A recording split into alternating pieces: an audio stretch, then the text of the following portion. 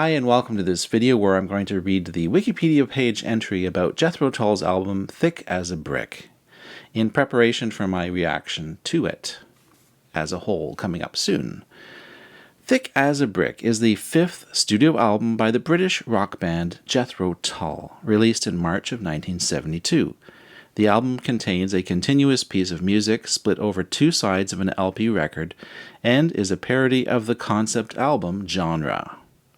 The original packaging, designed like a newspaper, claims the album to be a musical adaptation of an epic poem by fictional 8-year-old genius Gerald Bostock, though the lyrics were actually written by the band's frontman Ian Anderson.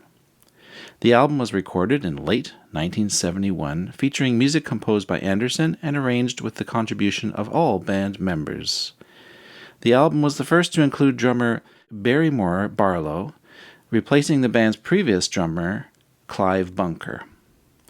The live show promoting the album included the playing of the full suite with various comic interludes. Thick as a Brick is considered by critics to be the first Jethro Tull release to entirely consist of progressive rock music. It received mixed reviews upon its release, but was a commercial success and topped various charts in 1972. Today it is regarded as a classic of progressive rock and has received several accolades. Anderson produced a follow-up to the album in 2012, focusing on the adult life of the fictional Gerald Bostock. Background: Jethro Tull's frontman and songwriter Ian Anderson was surprised when critics called the band's previous album, Aqualung, 1971, a concept album. He rejected this, thinking it was simply a collection of songs, so in response decided to come up with something that really is the mother of all concept albums.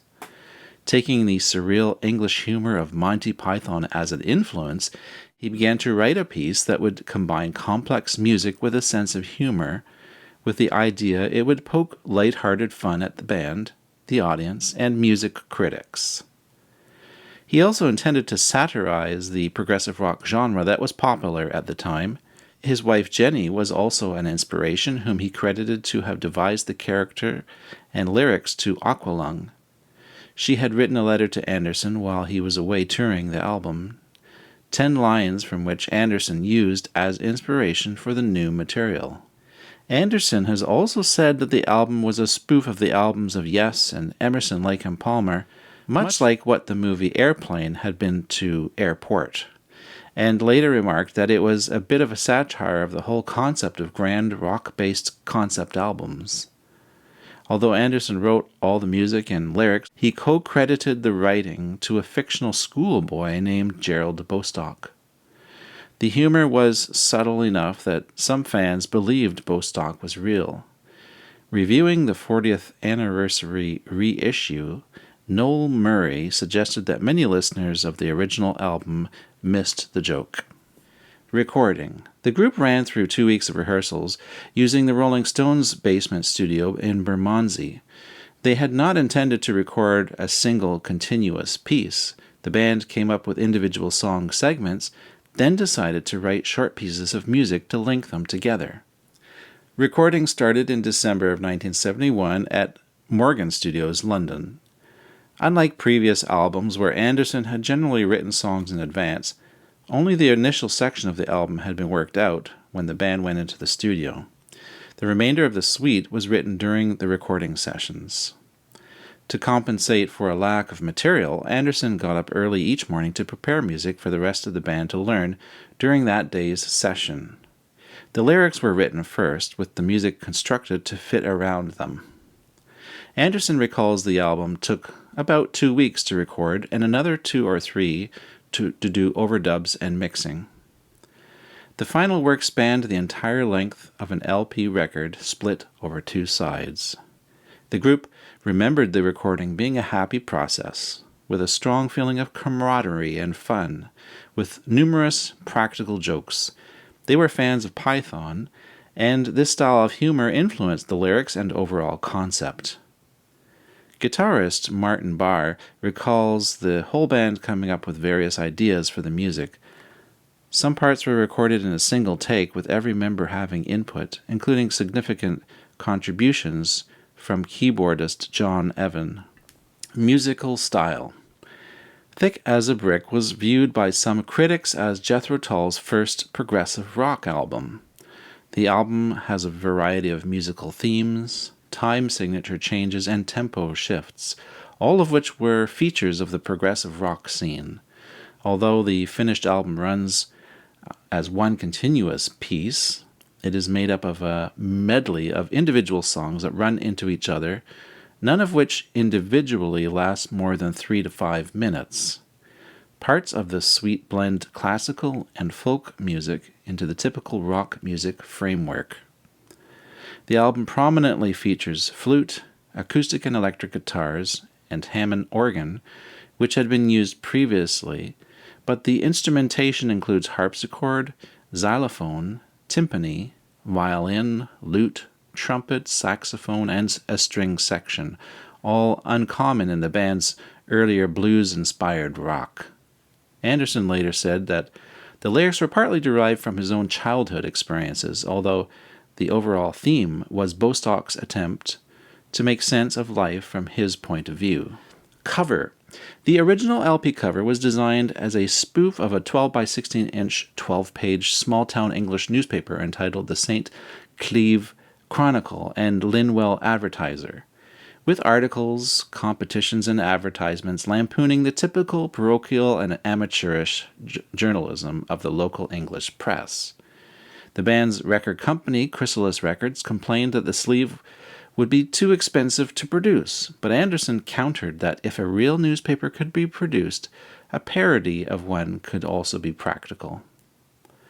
The mock newspaper dated 7 January 1972 also includes the entire lyrics to Thick as a Brick, printed on page 7, which is presented as a poem written by Bostock, whose disqualification from a poetry contest is the focus of the front page story. This article claims that although Bostock initially won the contest, the judge's decision was repealed after protests and threats concerning the offensive nature of the poem, along with the boy's suspected psychological instability. The front cover includes a piece where Bostock is accused without foundation of being the father of his 14-year-old friend Julia's child. The inside of the paper features a mock review by Julian Stone Mason B.A., a pseudonym of Anderson. The contents of the newspaper were written mostly by Anderson, bassist Jeffrey Hammond, and keyboardist John Evan. While some of the pieces were obviously silly, such as Magistrate Finds Himself, there was a lengthy story entitled Do Not See Me, Rabbit, about a pilot in the Battle of Britain being shot down by Messerschmitt Bf 109. The overall layout was designed by Chrysalis's Roy Elridge, who had previously worked as a journalist. Most of the characters in the newspaper were members of the band, their management, road crew, or colleagues. For instance, recording engineer Robin Black played a local roller skating champion. Anderson recalls that the cover took longer to produce than the music. The satirical newspaper was heavily abridged for conventional CD booklets, but the 25th anniversary special edition CD cover is closer to the original, and the 40th anniversary boxed version contains most of the content from the original newspaper. Live performances.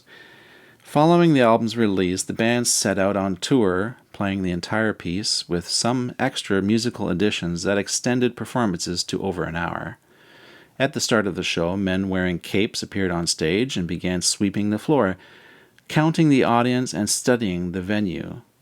After a few minutes, some of them revealed themselves to be members of the band and began to play.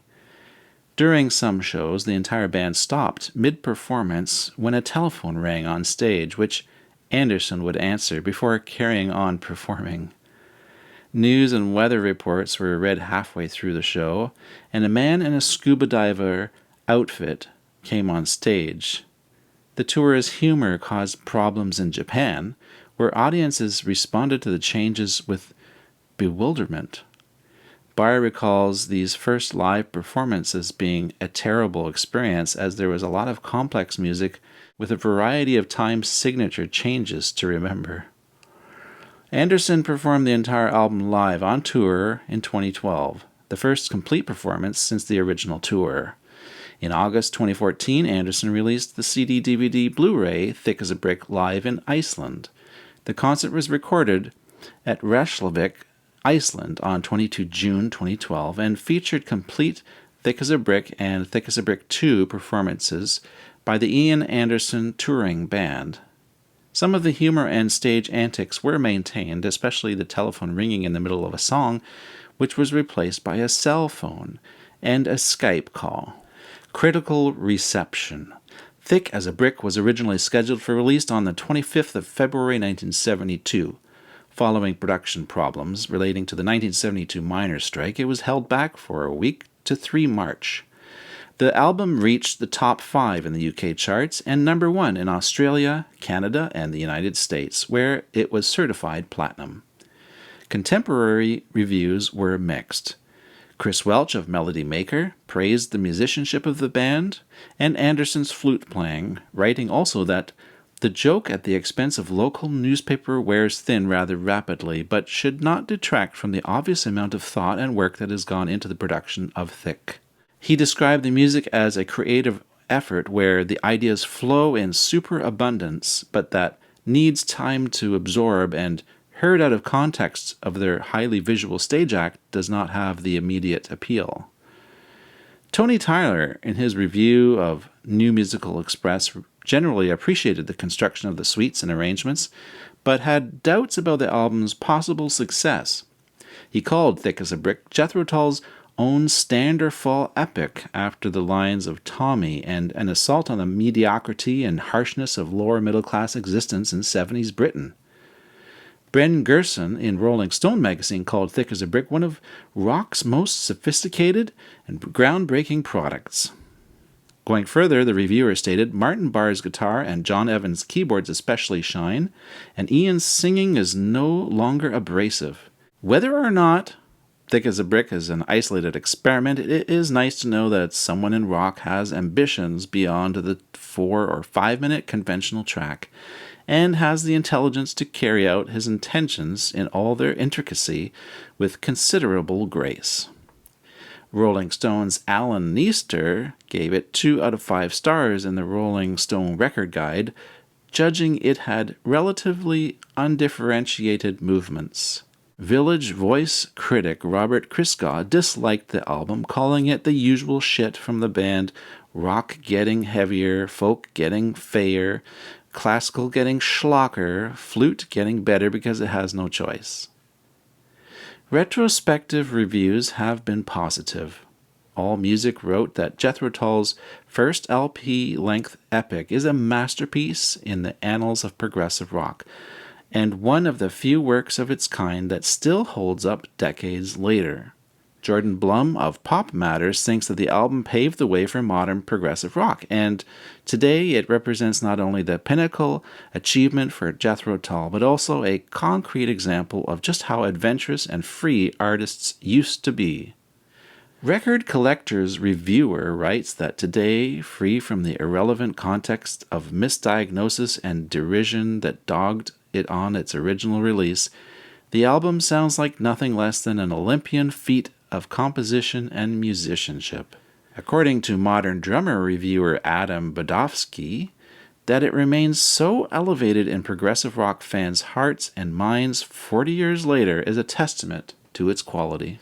In 2014, Prog magazine listed Thick as a Brick as number 5 in the list of the 100 greatest prog albums of all time, voted for by its readers. Rolling Stone listed the album as number 7 in their top 50 prog albums of all time. Thick as a Brick is ranked number 3 in the user-managed website Prog Archive's top album list, with an average rank of 4.64 stars. Rush's Geddy Lee has said Thick as a Brick is one of his favorite albums, as has Iron Maiden's Steve Harris. So that's the reading. Thanks for enjoying that with me and getting some education about Jethro Tull. And I'm really looking forward now to reacting to the entire album, start to finish. because it is actually supposed to be one song.